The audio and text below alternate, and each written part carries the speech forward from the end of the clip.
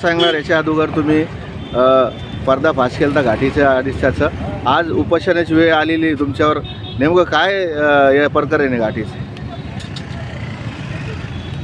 मी पत्रकार परिषद घेऊन आपल्यासमोर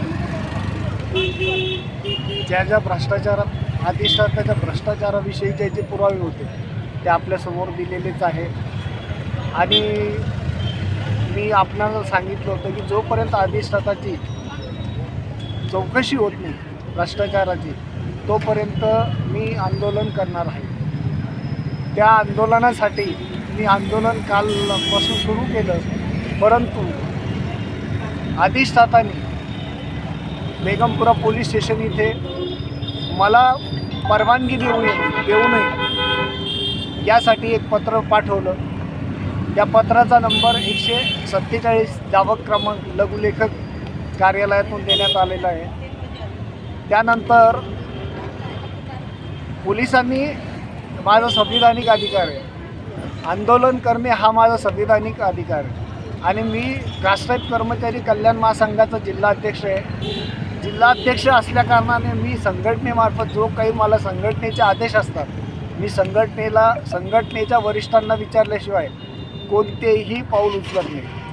परंतु आज मला असे समजले की अधिष्ठाता यांनी माझा चुकीचा प्रस्ताव पाठवून, मी बायकांना पाठवून विनयभंगाचे प्रकरण घडवतो, विनयभंगाचे प्रकरण घडवून अधिष्ठातावर दगडफेक करण्यास सांगतो, असे काही खोटे आरोप करून ते आरोप आयुक्तांना पाठवून आणि आयुक्तांनी तिकडून माझा निलंबनाचे आदेश पाठवलेले आहेत आज. परंतु आयुक्त यांनी माझ्या तक्रारीची कोणतीही शहानिशा न करता अधिष्ठातांनी पाठवल्याबरोबर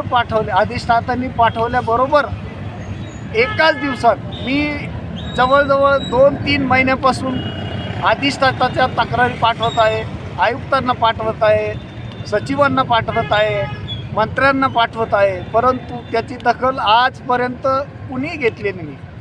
पण काल अधिष्ठाता यांनी 2 तारखेला अधिष्ठाता यांनी माझ्याविषयी संघटनेचं नाव न टाकता वैयक्तिक विलास जगताप असं म्हणून पाठवलं आणि आयुक्तांना सुद्धा फसवलं. आयुक्तांनी त्याची दखल चौकशी करून घ्यायला पाहिजे होती, परंतु ठीक आहे, आयुक्तांनी मला जे निलंबनाचे आदेश पाठवले माझ्यापर्यंत आतापर्यंत पोहोचलेच नाही आहे. पोहोचल्यानंतर मी त्याचं नक्कीच त्यांना न्यायालयामार्फत आणि माझ्या संघटनेमार्फत उत्तर देईल. परंतु अधिष्ठाता त्यांच्या ओळखीचा आणि त्यांच्या पैशाचा किती मजोरपणा आणि माजुरेपणा करत आहेत हे या याच्यातून दिसत आहे. मित्रांनो, मी एक सांगू इच्छितो, ठिणगी जेव्हा पेटते ना,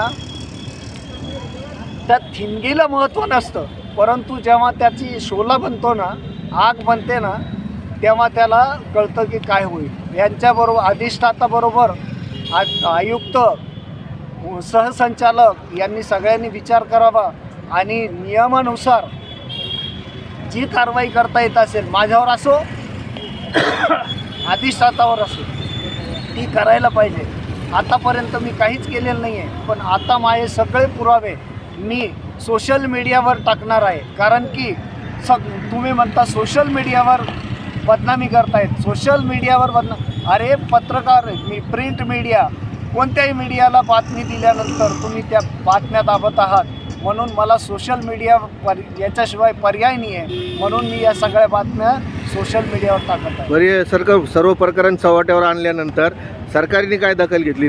सरकारने काहीच दखल घेतलेली नाही आहे आणि बहुतेक सरकार याच्यावर दखलही घेणार नाही आहे. कारण की डॉक्टर सुप्रे हे पैशाने भले मोठे आहेत आणि त्यांच्या ओळखीचं आपण हेच बघत आहात की अधिष्ठाता, हे दोन्ही अधिष्ठाता डॉक्टर संजय राठोड आणि डॉक्टर शिवाजी सुप्रे या दोघांनाही इथं ठेवायचं नाही आणि तिसरा परमनंट अधिष्ठाता इथं ठेवायला पाहिजे. परंतु राजकीय दबावामुळे आजपर्यंत अधिष्ठाता इथंच आहे, यांच्यावर कोणतीही कारवाई झाली नाही. आणि यांच्या भ्रष्टाचाराला कुठेतरी शासनच पाठिंबा देत आहे असे दिसून येते. बरं, आज उपोषणाचा दुसरा दिवस आहे. तुमची दखल कोण घेणार मग? तुम्ही म्हणता सरकार दखल कोण घेणार? आता हे माझ्या मते तर अधिकाऱ्यांनीच घ्यायला पाहिजे, माझ्या अधिकाऱ्यांनी. आणि दखल न घेतल्यामुळे मी तेव्हाही सांगितलं की माझं आंदोलन मी संविधानिक पद्धतीने चालू आहे, यात माझा जीव गेला तरी चालेल, परंतु मी आंदोलन मागे घेणार नाही आहे. मी हे तर सस्पेन्शन आहे, अहो मला डिसमिस करा. मला डिसमिसही केलं. माझ्या संघटनेकडं माझा पाठपुरावा, माझी संघटना माझा पाठपुरावा करेल हे मला खात्रीशीर माहिती आहे. जर आपल्या मागण्या मान्य न झाल्या, संघटनेची काय भूमिका असणार आपल्या? संघटनेची भूमिका सतत शासनासोबत, म्हणजे महाराष्ट्र शासनासोबत आणि मुंबई मंत्रालयात आणि आयुक्तालयात येथे आमचे आंदोलन याच्यापेक्षाही तीव्र स्वरूपाचे आंदोलन आम्ही मुंबईला करू. आपलं नाव? विलास जगताप, महाराष्ट्र राज्य कास्ट्राईट कर्मचारी कल्याण महासंघाचा जिल्हाध्यक्ष.